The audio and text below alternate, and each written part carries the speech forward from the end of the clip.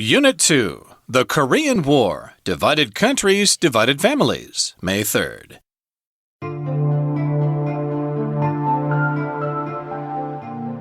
Kim Gu-hyun, an 88-year-old North Korean man living in South Korea, kneels before his parents' graves. He bows, wailing and begging, "Father, please forgive me for taking so long to come back home." Kim's somber apology, though heartfelt, means little to those responsible for Kim's separation from his parents.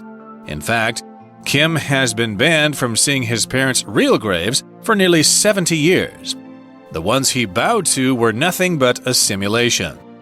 Engineers from Hyundai Motor Group used 3D mapping technology, along with details and descriptions from Kim's memories, to reconstruct his North Korean hometown, which no longer exists. Using these virtual reality reconstructions, Hyundai's Going Home project hopes to provide Kim and others like him with the opportunity to revisit a land they haven't seen for decades.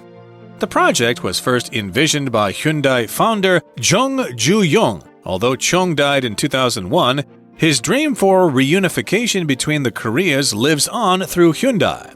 For Kim, this simulation may be his only chance to revisit the hometown that he yearns to return to. The war that forced Kim to separate from his family began 5 years after the end of World War II. When the Japanese Empire collapsed in 1945, the Soviet Union and the U.S. were left to decide on what to do with the Korean peninsula, Japan's former imperial possession. 2 aides from the U.S. State Department were tasked with dividing the peninsula in half. The Soviet Union occupied the land north of the 38th parallel, while the U.S. took the south.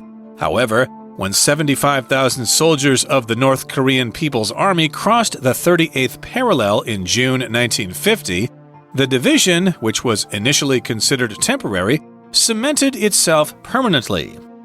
Backed by China and the Soviet Union, the North Korean invasion was seen as the first step in a communist campaign to take over the world.